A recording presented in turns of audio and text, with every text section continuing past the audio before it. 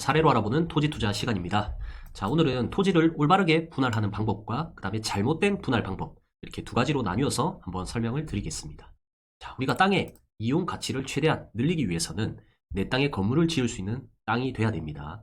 자, 그런데 건물 지을 수 있는 땅이 되기 위한 조건은 바로 지적도상 도로에 접해 있어야 된다. 자, 그래서 지적도상 도로에 접하게끔 토지를 분할하는 게 좋습니다. 자, 예를 들어서 이게 지적도상의 도로다.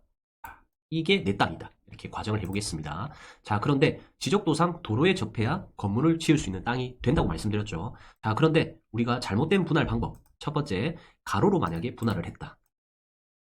자, 그러면 이 땅이 지적도상에 도로 접해 있는 땅이 앞쪽만 되고 뒤쪽은 지적도상 도로가 접해 있지 않기 때문에 건물을 지을 수가 없는 맹지라고 보시면 됩니다.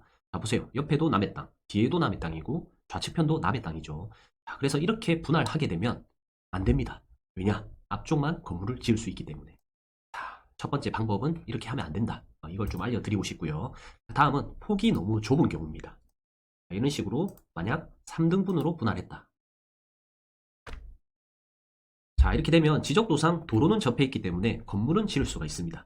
자, 그런데 폭이 좁다. 전면에 폭이 좁게 되면 이용가치가 넓은 것보다는 당연히 떨어질 수밖에 없겠죠. 자, 우리가 상가주택 이런 걸 봐도 전면이 굉장히 넓어야 임대도 잘 나가고 우량 임차인이 들어옵니다. 자, 그런데 폭이 좁은 거는 업종에 대한 한계가 있다 보시면 돼요. 그래서 이렇게 분할해도 가능은 하지만 이렇게 분할하는 게 다소 좋지만은 않다. 자, 요걸 말씀드리고 싶습니다. 자, 예시로 하나 볼까요? 우리 장안읍 좌천리라는 곳에 보면 이 폭이 굉장히 좁게 분할되어 있는 땅이 있습니다. 자, 이거 같은 경우에도 건물을 못 짓는 건 아니에요. 자, 왜냐? 이 지적도상 도로에 접해 있기 때문에. 로드뷰를 보면 이런 식으로 창고 하나 지을 수 있는 땅이라고 보시면 됩니다. 자, 우리가 도로에 접해 있는 게 굉장히 그만큼 중요하다 보시면 돼요. 자, 도로에 접해 있어야 차가 내 땅까지 들어갈 수 있고 건물을 지을 수 있는 땅이 된단 말이에요. 자, 그렇기 때문에 업종에 대해 약간 한계는 있겠지만 이런 창고라든지 아니면 식당도 조그만 건물을 지어도 가능하죠. 자, 그런 것들이 들어올 수가 있습니다. 자, 그래서 이렇게 폭은 좁지만 활용은 충분히 가능하다. 하지만 좀 다양하게 활용하기가 어렵다. 요걸 좀 알려드리고 싶고요. 그래서 다시 돌아와서 보면 만약에 이 땅을 분할할 거라면 3등분보다는 이왕이면 2등분으로 분할하는 게 좋습니다. 이런 식으로 이게 그나마 잘된 분할 방법이라 보시면 돼요.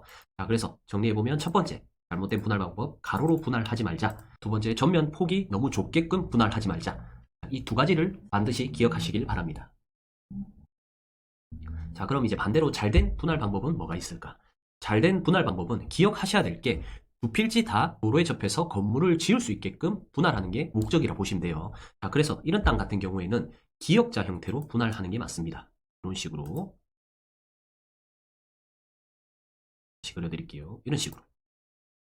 자, 우리 건축법상 도로에 접한 땅이 돼야 건물을 지을 수가 있거든요. 그래서 건축법상 도로라고 하면 도로 폭이 4m, 그 다음에 내 땅이 2m만 접해 있어도 건물을 지을 수가 있습니다. 자, 그렇기 때문에 이거 같은 경우에는 이 도로에 접하게끔 분할을 했기 때문에 뒤쪽에 원룸이라든지 다세대 다가구, 다중주택이라든지 주거용 건물을 충분히 지을 수 있는 땅이 된다 보시면 돼요.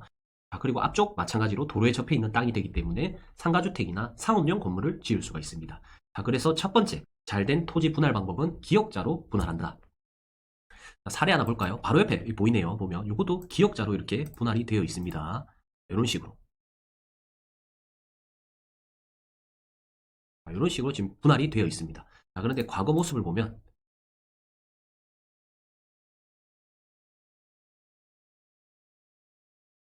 이 땅이 그냥 한 필지였어요.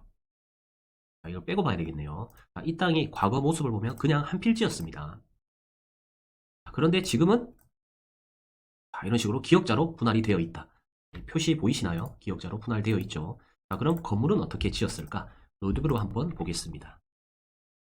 자, 이렇게 지어놨어요. 자, 보면 앞쪽은 도로 접하고 전면이 넓기 때문에 한쪽은 구분 상가가 들어갔죠. 자, 그런데 뒤쪽 보세요. 뒤쪽은 이 도로 접해서 건물은 지었지만 상가 넣기에는 애매합니다. 임차를 쉽게 넣기에는 어렵다고 보시면 됩니다. 자, 그래서 기역자 형식으로 분할했을 때 도로 접한 땅이 되기 때문에 뒷블럭에 원룸 건물 하나 짓고 앞쪽에도 똑같이 원룸 건물 하나 지을 수 있다. 또는 상가주택이라든지 아니면 이런 작은 상업용 건물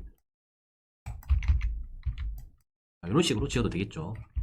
자, 이처럼 기역자로 분할했을 때 두 필지 모두 건물을 지을 수 있는 땅이 되기 때문에 올바른 분할 방법이다. 자, 이렇게 보시면 될 것 같습니다. 다음 사례인데 큰 땅을 매입했을 때. 자, 요거는 기역자로 분할해도 가능하고요. 땅이 크다 보니까 3등분으로 분할도 가능합니다. 자, 보시면 이런 식으로 분할하셔도 돼요. 모양이 조금 이상할 수도 있는데 뭐 분할해 보겠습니다. 자, 이런 식으로.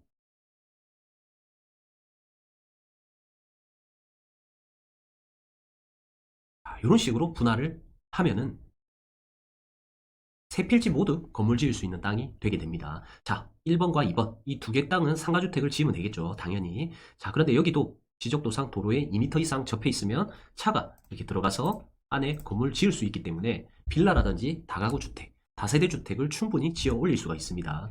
자, 우리 상가 건물은 전면 노출이 굉장히 중요하죠. 자, 그런데 다가구나 다세대 빌라 같은 경우에는 전면 노출이 굳이 되지 않아도 충분히 분양이 가능하다 보시면 돼요. 뭐 이왕이면 확 트이고 뷰가 좋고 그러면 좋겠지만은 여의치 않을 때는 이런 땅도 굉장히 각광을 많이 받습니다. 자, 이것도 사례로 한번 볼까요? 부산의 사직동이라는 곳을 한번 가보겠습니다.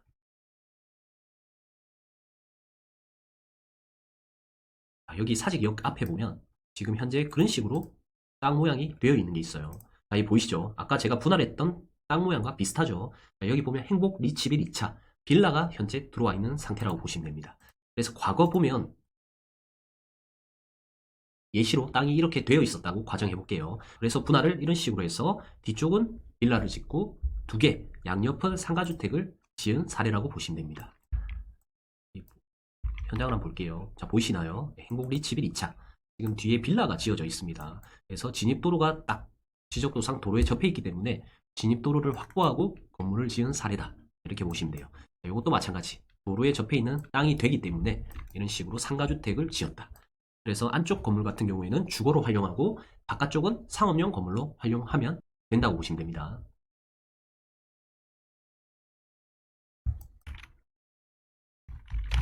자, 그래서 오늘 제가 키워드 딱 한 가지로 정리해드리면 건물을 지을 수 있는 땅이 되게끔 분할을 하자. 건물을 지을 수 있으려면 도로에 접하게끔 분할을 해야 된다. 자, 두 필지 분할했을 때 하나는 도로에 접하지 않으면 맹지가 되죠. 쓸모없는 땅이 될 수밖에 없습니다. 그래서 분할할 때는 반드시 도로에 접하게끔 분할하자가 오늘의 핵심 키워드라고 보시면 됩니다.